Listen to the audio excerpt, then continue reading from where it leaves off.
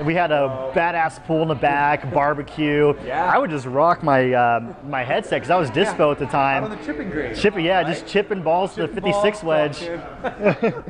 That was so much fun.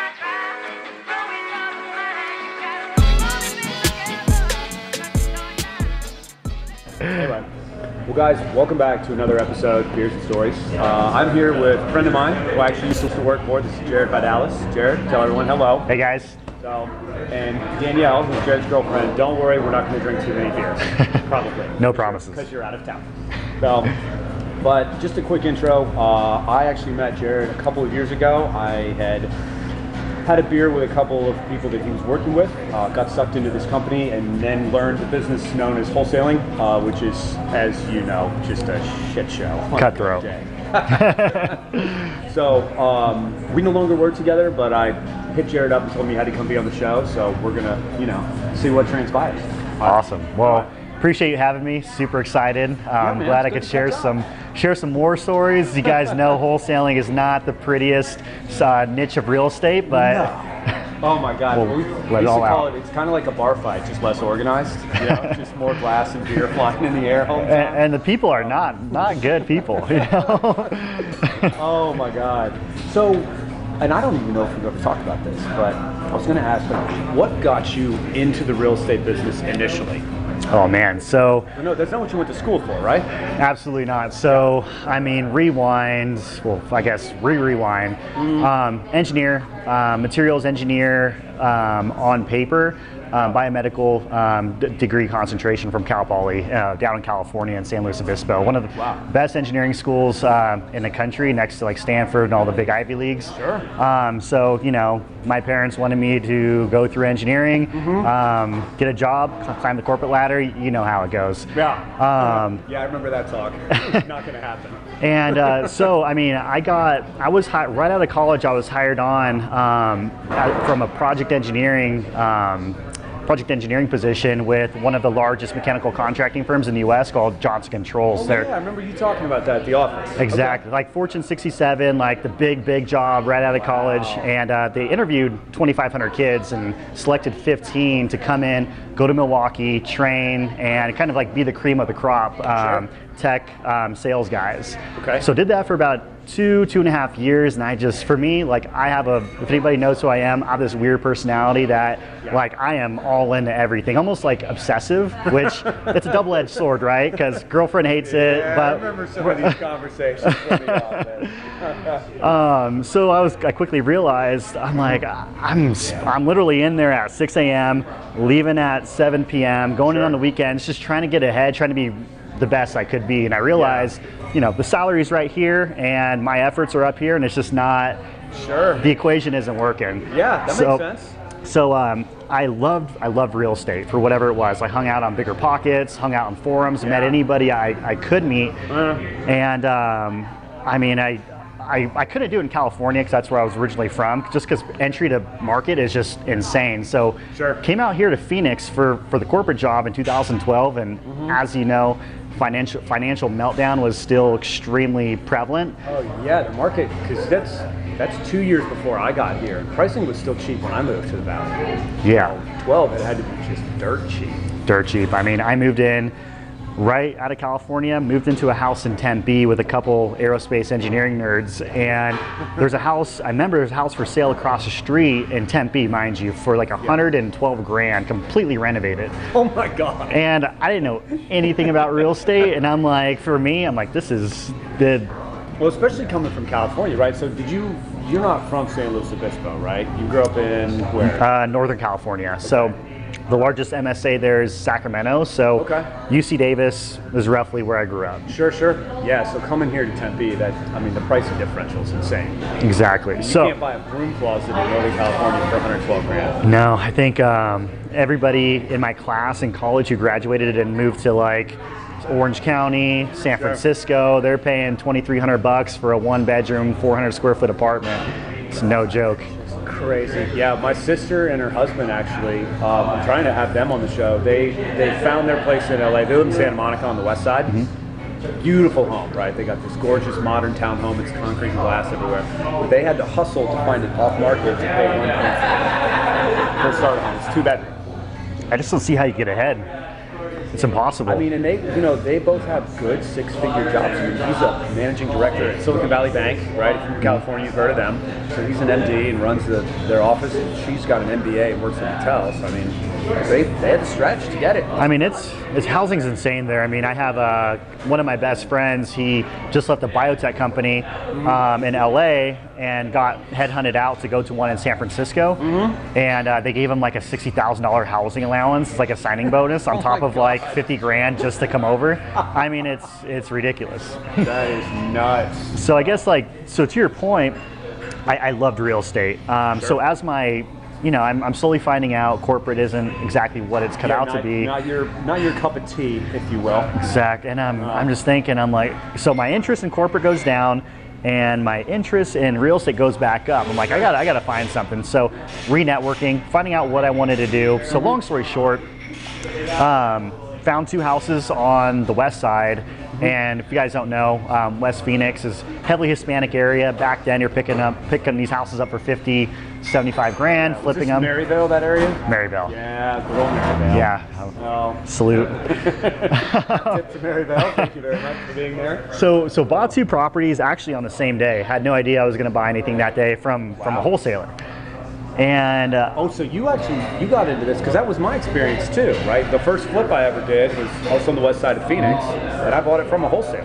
And then the light bulb went off. Like, wait, what did you just do? Like, I know I just paid you money, but what was your job? It was crazy. I had no idea how escrows worked, how settlement statements, HUDs, title, like hard money, nothing. I just literally went right in, and I was looking at the assignment contract, and I saw $15K a pop to the wholesaler, and I didn't think about it at the time, but sure, just cost of getting a house. Cost of getting a house, right? I mean, because you think about it, you go buy a house, there's all these random fees that you have no idea what they are, and you just sign it anyways. So just sign it. It's fine. So this is like in the middle of summer in Phoenix, and I'm flipping these houses. I'm not swinging the hammer, but pretty close to it. You're out there. Yeah. And I'm brutal work. I'm getting into this thing. I'm like, okay, now I'm putting in all the money, like 80 grand a house, putting in 25 grand for the rehab, full remodel. Sure. It's taken 5 months to make 28,000 bucks a pop. Yeah. And I'm like, and this wholesaler right here just literally tied up a house, talked to an owner, did a contract, signed it to me for 15, was in and out in 7 days. Times 2. Times 2. That wholesaler made more money than you did. Over time. Completely. Wow. So time value of money, this wholesaler was crushing it. Yeah. And if you look at the guy who brought me the deal, I'm like, if you know like any low-level hustlers, wholesalers, and I'm like, if this guy could go out and find a house, convince an owner to sell it to him, I can do it 10 times better. And then you can get clipped.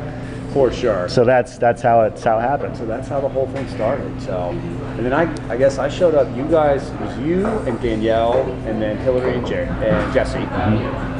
So, and then that whole thing, you guys decided to start your own wholesaling company, right? Because I remember meeting Jesse and Brian at a meetup over there in Scottsdale. Like they were literally 2 dudes that had their matching shirts in, and they rolled in with a case of Dos Equis under their arm. Oh yeah, I'll talk to these guys. What's up?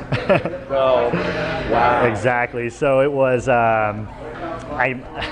So I literally went and leased an office in the west side over on 53rd Avenue and Maryville Parkway. Really? I never knew that. Oh Dude, man! That was your first office? It was like $250 a month, and oh my God. Did it come with like a bulletproof shield? It might as well have. It was a 4-story corporate center where I was on the top floor, the 4-story, and I was the one unit that was being occupied out of 50 on that 4th floor. Oh my God! So I was the lone man in the tower. Oh my gosh! Around. So I was in there like day and night, like researching, like running a crap load of letters, buying like printers so I could go and send yellow letters because that was the thing back then. And 2013, that was all the rage. And so just literally wholesaling, like trying to figuring out like how to optimize the process. And at the time, like you said, I ran into Jesse, and he's like, dude, it's exactly what I wanted to do. It's exactly what my investor wants to do. It's like, why don't we meet? Well, because we had mutual friends, right? Okay. And we partied together. And all of a sudden, we had a real estate conversation. And he's like, anything you get, just send it to me. And then eventually, I'm like, I'm wholesaling, right? And so he wanted to get in on it. Nice. And I'm like, that's how all that started. Yeah, and I said no this entire time, and finally, like, he just convinced me to say yes. Yeah. Wow. And that's what started what became Highest Cash Offer, right? First, it was Auxilium Acquisitions. Oh, I remember that. I think I still have one of the shirts. Yep. Well, which means helping people in Greek, apparently. I had nothing to do with the name. Yeah, but helping people out. So first it was Auxilium, and that's when I ran into you guys. Because I remember actually working out of, the first deal I did was out of Danielle's living room, right? Yep, I remember that. Danny's house. Her kitchen was still all torn up. Well, white, like marker all over the walls. Well, I remember we did a campaign out in Memphis. Yeah, and you were out of town. I was out of town, and Danny calls me. He's like, we hired somebody to do acquisitions. At the time I did acquisitions, I'm like, wait a second. Really? Are you kidding? That's my job. And I remember coming back, and Darwin, like diamonds coming out of his mouth. I'm like, okay, fine, you could have it. Yeah. So I remember the first deal I did for you guys. There was one in Florida that Jesse comps. He was like, hey, you got to get this for 92 grand or we can't do it. And the lady wanted, I don't know, 160. So I went out in the living room, got her on the dialer, and got it done. I came back, and I remember the look on Jesse's face. I was like, dude, she's in at 92. And just the color drained out of his face. And Danny had the same deer in headlights. She's like, uh-oh, now I gotta sell it. Now we got to do this thing. Yeah. And then that one didn't work out. But then the second deal I think I did for you guys was Oklahoma. Stillwater, Oklahoma. Yeah, Stillwater. And I had to haircut that knucklehead 10 grand. Foundation. I remember every single deal. Oh, wow.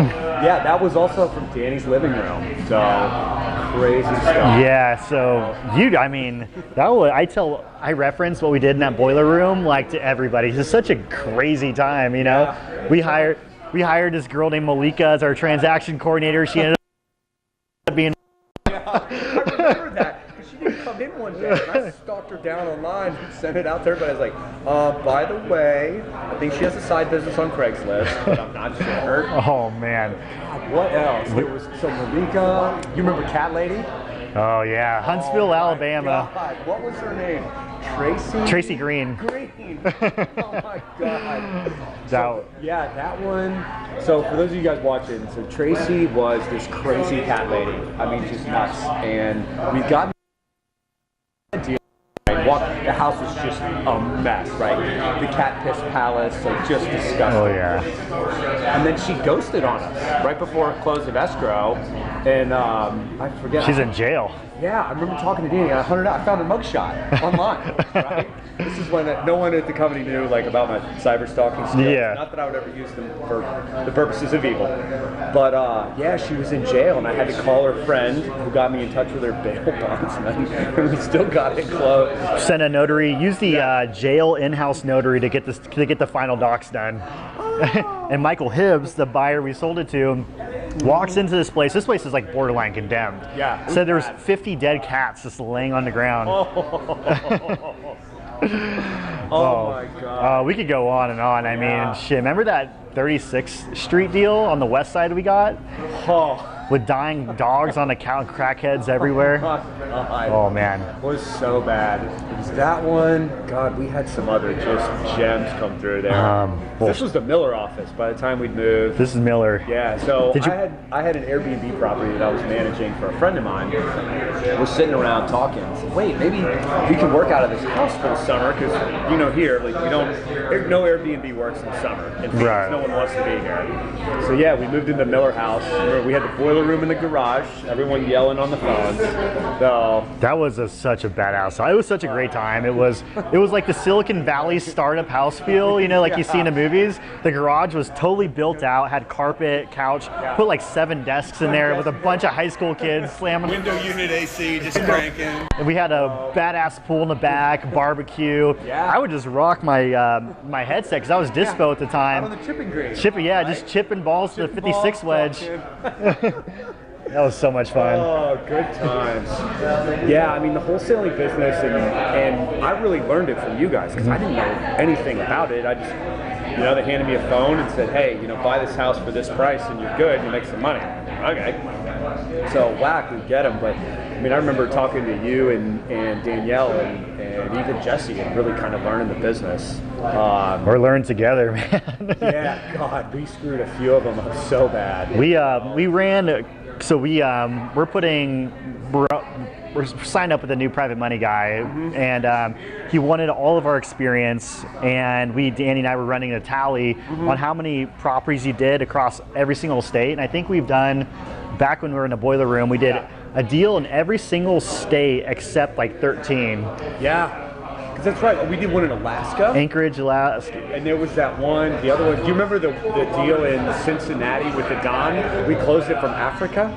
Oh, yes. We literally had to courier documents to the consulate. Where the hell was that? Like Nairobi or somewhere? I don't even know. In Kenya.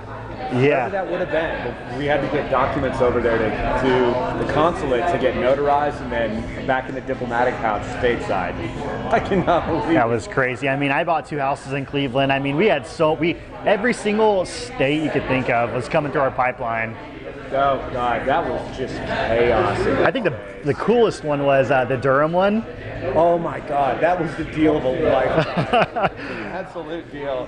So, you know, Jesse and I almost walked away from that place. I know, I heard. We got that piece of, what did we pay for that piece? $7,500. $7,500, that's right. And then I remember, because we were out having beers that Friday after I got it, Jesse shows me an LOI on his phone. It didn't work, but it was at 105. I thought, shit, you gotta be kidding me. Oh, that was crazy. Like, one of my good friends, he's in the Raleigh-Durham market. Yeah. And like that Durham, it's like gentrification, like out the ass. Oh, so crazy. It's like, dude, I think I have a picture, but because I was down there like maybe about a year ago, and you have these new builds, $450,000 new builds next to crack shacks. Oh, so just like over on Miller. Yeah. You have those crackhead apartments next to the stadium, and those, what are they, Trio or Taylor Morrison? Exactly. $500,000. Same thing there. Yeah, same. God. Crazy. So we had no idea. Driving down like you would never know. I was driving down the street, and there was literally 5 cars going this way, all hoopties, and there's like seven guys sitting on the porch, like going back and forth, blah blah blah, and my buddy in the seat's like, this is a known crack house. Oh my God. And I'm like, do I like go through the streets? Like, no, you gotta turn around, or else your shoes will be on eBay. Your shoes will be hanging on the power line. Exactly. Friday. Holy cow. Yeah, that was good stuff. So, deals in the Miller office, and then now you guys are still at the other office on Miller, right? Exactly. So you moved a little bit more into doing more of the corporate feel, kind of startup, glass office, really awesome. Yeah, this is a beautiful space. So we, so we blew out every single glass wall in that place except for.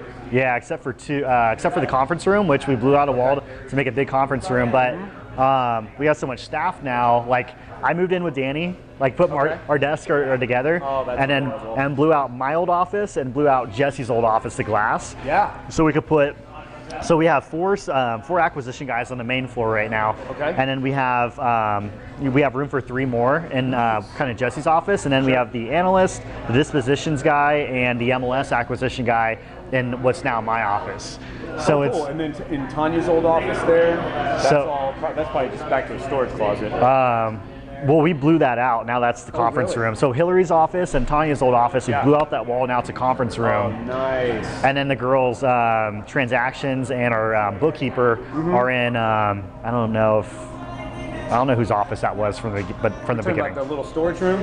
No, it's a storage room. That's just storage now. Yeah. Nice. That was my office for the record. They put me in the broom closet so no one would have to listen to me talk. Oh shit, when you had like 4 owners, everyone's like, I want my own executive suite. Each one's like 500 square feet. So stupid. Yeah, no, stick this guy in the broom closet. He doesn't care. So yeah, growing. It's awesome. Like it's like truly a boiler room now. Yeah, that sounds like a lot of fun. But lease ends in December, so we're trying to figure out where to go. Yeah, you guys gonna have to find a new space? We're seeing if we could roll in month to month, but we're looking for some other something like this, like open, industrial, because the biggest thing, I hate segregation, right? Yeah. You want to look over at the quad, actually, at 64th and Thomas. Oh, where Open Door is? Yeah. Yeah, we've been thinking it's $28 a foot. Ooh. Ouch. Yeah. Do a lot of, let's crack the whip on those acquisition guys. Yeah, same. Our office is like $4,000. It's like $9,000 for the same size, same footprint. Yeah, that's a lot. So what have you guys gotten into these days? You're doing more, I mean, obviously, we're not asking you for trade secrets on the show here. I know a few of them, but I've been sworn to secrecy. So where are you guys kind of seeing the market going, and what's the newest, latest, and greatest strategy you're working with? Because I know most wholesale guys, right? And this isn't exactly private, but they take data, right? They farm data, and what I'm talking about is property data. So they're going to farm this data and then they market to it in all these different ways, like, hey, you want to sell your house. So the name of the game right now is, like, the last 5 to 8 years, it's been about direct mail.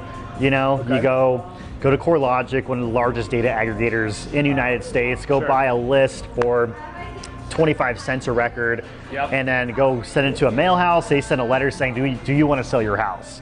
Okay. So just killing the trees. So killing the trees. So for a list of 10,000 people, after data costs and mail costs, it's $10,000 to make an impression, right? Really? To put that message in front of them. So right now the name of the game is leverage technology, leverage the phone. You're going back to the old school methods. Yeah, man, cold calling. I remember those days. Had the headset on all day, just like, yo, I want to sell. Oh, exactly. And just leverage voicemails, SMS, phone calls, everything that's like less than 1 cent per impression. Sure. And put the message out to as many people as possible in hopes of getting a yes, because wholesaling is just a numbers game. And the more, I mean, that's with everything, the more marketing that's out there, the more chances of receiving yes there is. Sure. So with direct mail, wasn't an option to survive today. You got to leverage. That seems like way too much money to spend all the time. Your marketing costs would be through the roof, right? Yeah, I mean, exactly. So back then we're spending money on direct mail, and today we're spending money on data. Whoever has the data is going to win in this game. Yeah, that makes sense. Huh. So what kind of data are you guys using? I mean, anything in particular has been great, or do you just have to use so much of it that you got to hit them from all sides? That's everybody's kind of secret, but there's really no secret to it, right? It's just, for us, you got to go after the distressed data. When I say distressed data, just circumstantial data. Sure. So anything bad that happens in somebody's lifetime is almost always recorded with the county. So a bankruptcy is recorded with the county, a death, a notice of default, somebody who's behind on their mortgage, the trustee must record something with the county. Okay. City delinquent taxes, code violations, you name it, it's there in the county. So the name of the game is harvesting this data from the county, and it's pretty cool because with the Freedom of Information Act, you could get any public record you can, because that's Really? Yeah, but wow, that's awesome. So you're aggregating all these different distressed data sets. We call it pain points. So you're aggregating all these pain points and almost like layering them on top of each other and putting the highest priority marketing strategy to the people who have multiple pain points. So people who show up in the pre-foreclosure list that is also vacant, who is experiencing a death in the family, is more inclined, and we don't know for sure, but statistically they probably sell. Yeah.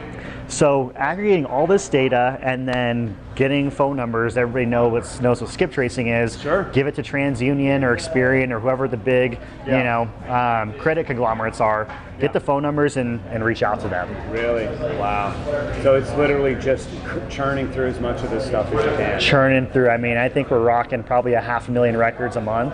Wow. So we're contacting 500,000 people a month, just seeing if they're interested in selling their house, and it's a funnel, it's a sequence. So you start with $500,000, 500,000 up here, send out your messages, you'll maybe get 18,000 responses. Out of those 18,000 responses, you'll maybe get 2,700 that are in fact interested, and after further qualification, you're left with maybe 1,000 people who are interested. Yeah, who are interested and then can sell, right? I mean, I remember how many deals did we throw out because there's no equity? Shit, right. A lot. I can't count that high. Exactly. Right? So data is king. Doing the pre-qualification on your data set up front, so you're not spending the marketing dollars to reach out to them.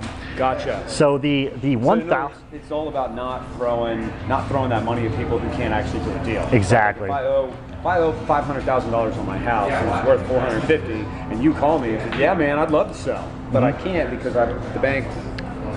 I'm still upside down. Exactly, and that's just the physical world, and then you go over to the digital world.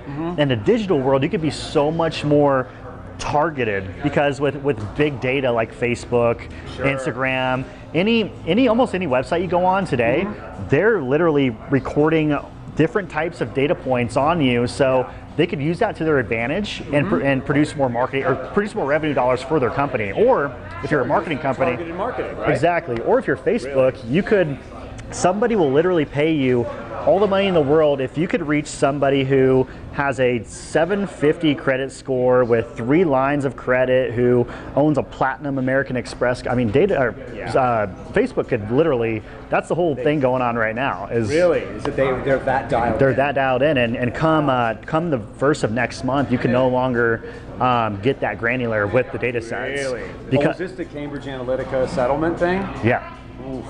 So all that's going away? All that's going away. So you have to, marketing, there's always a loophole, right? Sure. So like with the digital side, instead of like how direct mail was, it's like a fucking carpet bomb. Sure. Now you're coming in with like a fucking Tomahawk Predator missile, and you're just nailing people off one by one, and it's incredible. That is nuts. I love it. God, I didn't realize it was that granular. Super granular. It's all sales. It's all marketing and putting the operations behind that marketing. Sure. So being able to generate the lead, a qualified lead, and it's twofold. You got to put the sales process and methodologies and make it extremely fine-tuned. Sure. So you can convert. So it's just conversion. Yeah. So just being able to generate those leads and having good guys to swap them over. For sure. Man, that is awesome. Yeah, and you did a great job at implementing the Sandler training. Boss John Martinez was kind of our video trainer. God, he did great. And if you could implement that in the wholesale strategy, wholesalers are boneheads. Dude, remember that deal? Where was it? It was in Memphis. The one where I typed the Chris Boss style email. Oh, yeah. It was like the biggest haircut we've ever done. And he was an investor too. He worked for Microsoft out in Seattle. What did we cut him down, like 45%? Exactly. I think we sold that to Cam Ellis for like a 15 or 18 grand spread. I still remember Jesse's face. I came into his office. I'm like, man, I sent that, and we're going to see. He's like, really? I'm like, and he took it. Oh, man. I cannot believe that. Terrible people. I'm joking. No, listen. Right value, it's like. Well, and that's it at the end of the day, right? You and I used to talk about this all the time, is that, you get, I think half the job of a wholesaler a lot of times is helping people through their problems, but also making them understand, like, there's what we talked about at school, it's also a shitload of work, right? It's not easy. I remember like the boiler room days, dude. We were in there, all of us were drinking cold brew like water. Like, it's a lot of work, and you have to get paid for it, right? You're not going to get people who want to get in there and want to hustle if you're not going to make any money. And I think a lot of people, you remember some of these, like it's very difficult to realize what your property's actually worth, right? When you step back and you look at it from a pure numbers standpoint, because how many of these things did we underwrite? Thousands. And the funds do a great job. I learned a lot from those guys. I'm sure you did too. But getting someone to understand what the true cost is of, purchasing, like, all right, this is your house. I'm gonna need another beer in a minute. Like, this is your house. It needs a roof, it's dirty, there's some beer in the bottom of it. Like, getting people to understand that. It's challenging. It's really hard. Really hard. Especially when they did a full remodel, but they put They put the Maryville tile in there. They refinish it. They spend, you know, $20,000. It has to come out anyways. Yeah, there's just, I mean, on some level it's heartbreaking, but on the other hand, you know, there's a reason not everyone's a property investor, right? I mean, you in this way, and Danielle and all them, you know what sells a house in Phoenix. You know, and I tell everyone, I mean, Michelle's looking at houses right now. You're probably going to buy something next year, and she's like, all these places look the same. Yeah, that's because the flippers know what sells, right? It's gray tile on the floors, white accents, gray walls. You know, put some white quartz in the kitchen, and it sells. But being able, I mean, I can't count the number of conversations we've had with people. It's like, yeah, I understand that you remodeled it and you have, you know, green granite and cherry cabinets, but that was great in 2007, and it's not 2007 anymore. Exactly. I'm sorry, I don't know what to tell you. But wow, that is it never ends. It's fun. Yeah. So what's the future hold? What do you guys got up to? So right now, so right now the 5-year plan is. Hey, you want to grab another round? I'll buy. Yeah, this what was this called? The birthday suit. I'm not getting in that, but so the 5-year.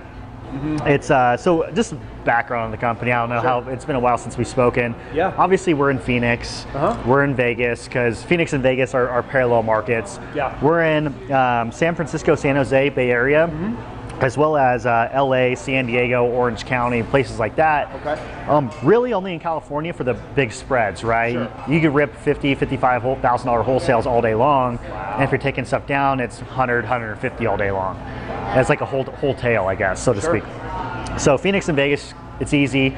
But also Houston, simply because Houston, if you ever look at Houston values over time, and if you ever specifically look at when the economic downturn happened and if the Houston prices were affected, it never was. Houston turns on the price of a barrel of oil. Exactly. Right? So if oil's high, thank you. If oil's high, Houston's doing well. My parents actually lived there for a long time. My mom was a lawyer for Shell Oil Corporation back in the day. She's like, yeah, you ever want to know about Houston, just look at the oil futures.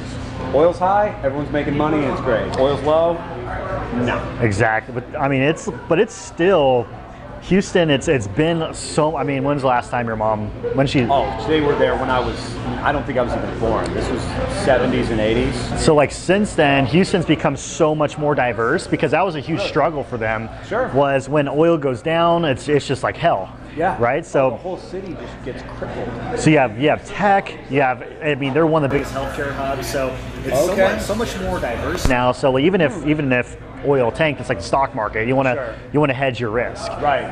So oil's down, but people still get sick. So you're good. Exactly. So I overlaid, and the decision came. I overlaid a map of Phoenix, Las Vegas, and Houston because we wanted to buy and hold for long term. Okay. But it's 2018.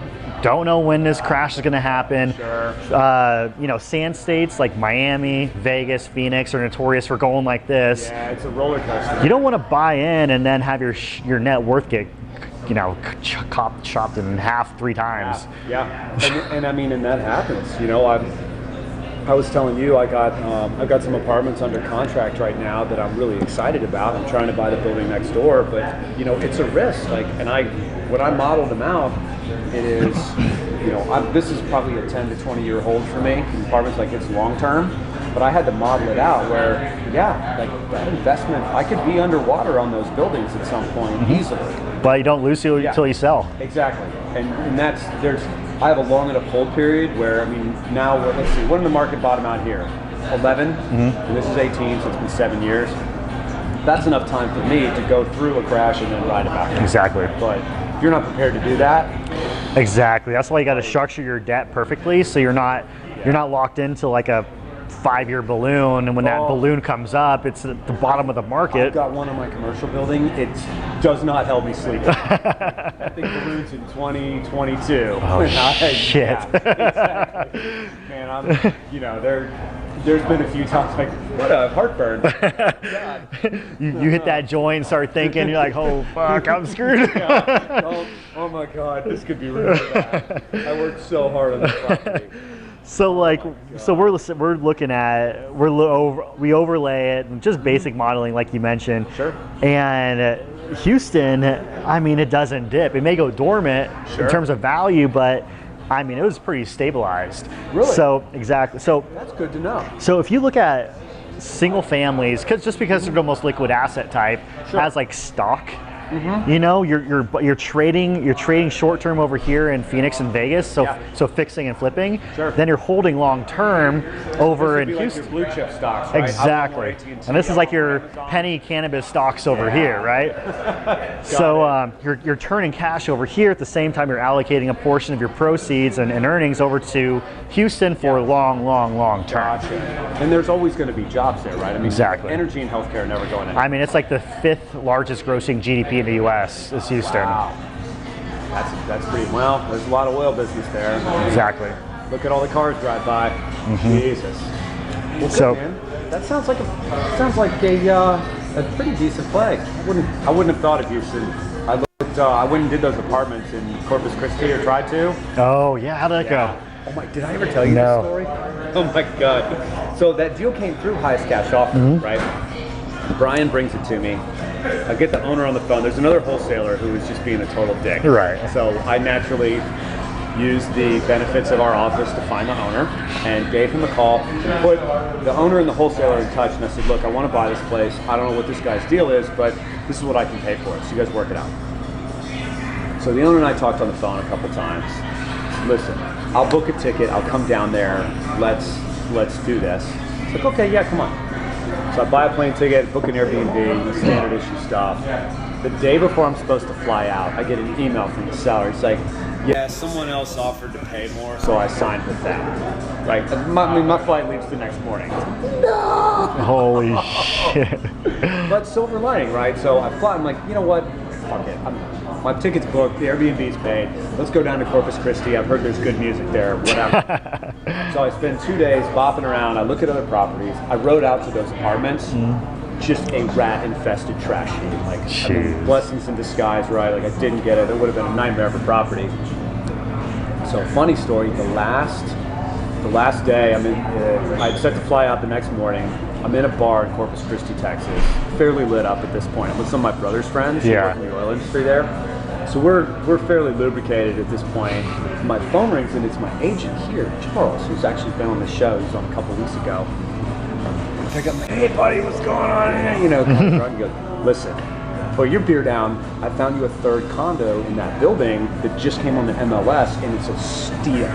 It's like, I need an offer and I need a proof of funds right now. So I had to call an Uber, go back to my Airbnb because there's no way I could drive. Yeah. Put an offer together, and I wound up nailing that third condo for like 65 grand. Sold it this past March for 109. Jesus. Yeah. Cost me a plane ticket to Corpus Christi. That's amazing. But yeah, that was the silver lining from the whole story. And yeah, after that, the Texas market for me, dude, it's bad juju. When you get every lead nationwide, it's so tempting because you're looking at the net yield and everything. I'm like, it blows everything I've seen out of the water. Yeah, shiny objects. We fucked up a couple times. You know, Danny and I closed on a duplex in Cincinnati, and really, I remember that one. Yeah, you still have that? We sold it, had a $20,000 wash on it. Oh, ouch. And Bradford, New York, we were still holding that thing. No way. Still holding that thing. Oh my God, I feel bad. I got you guys that problem. But our best shit box that we've fucked up and bought was this house in Cleveland. It was in the worst zip code in Cleveland. And I don't know if you guys ever saw the that Facebook Live of that fucking guy who was driving around, and he was Facebook living, and he sees some guy walking on the street. He's like, hey, can I have directions to blah, blah, blah. No. Like literally on that same block. Oh my Just God. lit this guy up on Facebook Live. No. Yeah. And you have property there? A property there. We bought it for $5,000. Oh. Owner financed it to some guy for $500. Lease optioned it to him for $500 a month, and he's been paying for 2 years. Oh my God. Just the things that happen. I know. Wow. Yeah, I mean, with all that stuff flying at you. Because I remember There was one property that came. Remember that one in Montgomery? I flew down to Alabama to look at that. Oh yeah, you put a full-blown analysis on Montgomery together. I put a whole report on your desk. Gosh. Whatever happened to that? Did you buy it? Did we cancel? No, we couldn't sell it for shit. Yeah, there's no buyers in Montgomery. No, it's such a. I mean, the thing is, when you're underwriting multiple states, you'll have Montgomery that you underwrite at like a 30% ROI, and then you come out to Phoenix and you're underwriting at like an 8% ROI. You're lucky. I just sold something in LA at like a 4. What? Yeah. Are you serious? Yeah. 4%? Crazy. Yeah. Wow. Yeah, those yields on the West Coast just blow my mind. I sold a property in San Francisco City. Legit San Francisco City is a row home.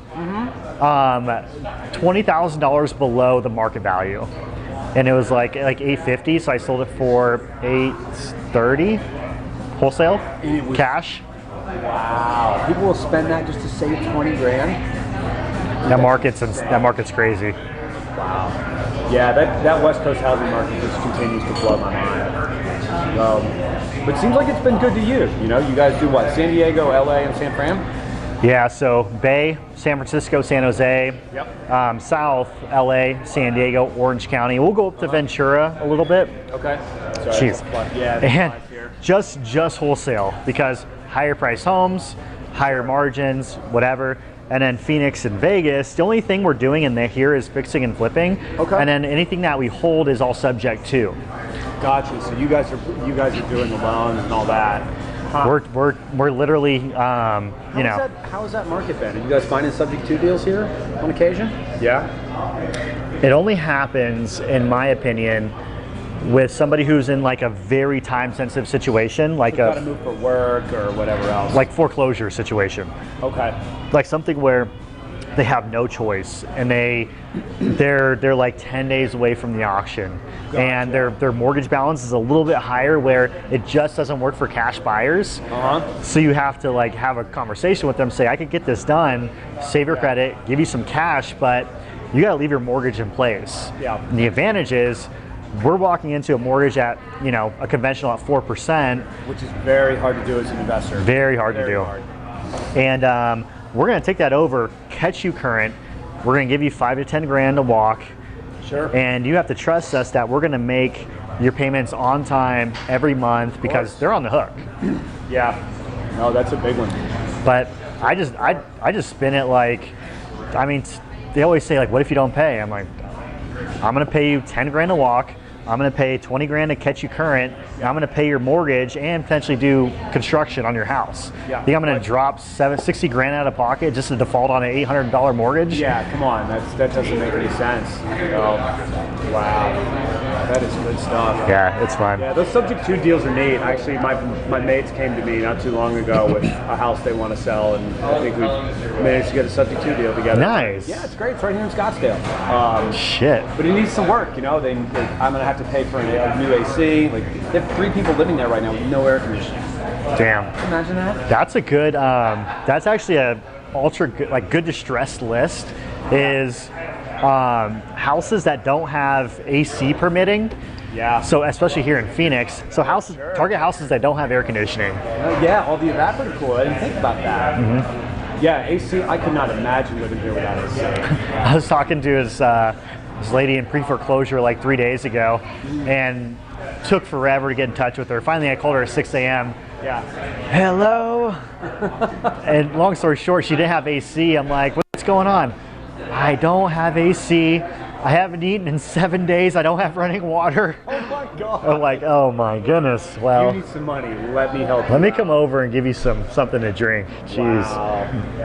I actually remember having that conversation with Jesse, because when I first got into wholesaling, there's a lot of stuff, and there's a stigma about it, right? We're taking advantage of people, right? It's like, you're going to come in, you're going to give them some lowball cash offer, and blah blah blah.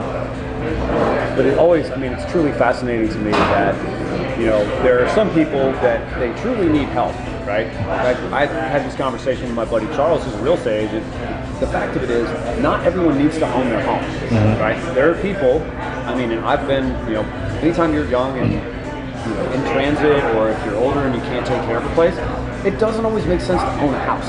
I don't own a house. Right? I mean, Michelle and I rent ours, and I love it. I mean, we've had water heater, pool pump, AC, dishwasher, refrigerator, everything. It hasn't cost us a dime out of pocket. I mean, and that's what a lot of people kind of don't understand when they haven't been in the business. You know, I mean, you remember Cat Lady? She didn't have money to clean the dead cats out. She had this house, and she still has property taxes, she has insurance, and it's like we have to make money as well. But there's so much. I mean, like that lady that you talked to, she doesn't need to own a house. She needs money, and she needs to rent somewhere, and she doesn't need to worry about the AC. Like let somebody else worry about it. Exactly. It's like it's like underwriting a like a rental property. You have a couple different variables. You have CapEx, you have R&M for repairs and maintenance, and a bunch of other bullshit. So instead of, you know, now that you're the homeowner, you're not just paying your mortgage. Multiply that mortgage by another 20%. That's the additional CapEx, R&M. The rule I use is 1.7. If you really want to run a property right, you know, we're talking like aggressive maintenance, paint it, all that kind of stuff. Especially when it's older, right? You know, all my rental properties have been older places, not the brand new builds, and it's 1.7x your mortgage to really do it right. Exactly. AC blows out, and think about it. You know, if you had an AC, someone wakes up, you're like, hey, knock knock, I need $6,000. It's like, what? Exactly. You know, not everyone's got the money to handle that. Exactly. There's no shame in it, but yeah, that's what always struck me, I guess, from now, like what I know about wholesaling, having done all these deals, and what I used to know is that, you know, it's not always like, there's some people who just need out, but there's also people who genuinely need help. You know, for sure. You don't need to own this place. It's so much work. It's so much construction. I mean, the situations really vary across the board, and I mean, the general population think we do take advantage of these people, but I mean, they literally have no other choice. Yeah. And the costs to help them out are massive, right? I mean, closing on a house, you got to have a pile of cash sitting there. If you don't have it, I mean, what's hard money? 10 to 12 to 14%? You got to pay that, right? You got to pay the attorneys, you got to pay the title company. I mean, exactly. It's really expensive. It's brutal, for sure. Man, I'm glad everything's going well for you. No, truly am. Hopefully we can get Danny on here one day. I'd love to get her background too. I know she's had some really cool stuff. Yeah, she's a true mastermind behind all this. So no, I learned so much from her at that office. It's unbelievable. So we'll get her on here. Help me lobby. We'll have her on camera. I got you. Her and Lauren. We'll do a duo. We'll do a duo podcast. That would be great. So anyway, well guys, thank you for watching. I know we got a little technical, what have you, but again, this is Jared Vidales, highestcashoffer.com if you want to check him out. I'll probably put his Instagram handle out in the world just because, you know, he's that handsome. He is taking ladies, I'm very sorry. Thank you again, another episode of Beers and Stories, and can't wait till the next one. Thanks guys.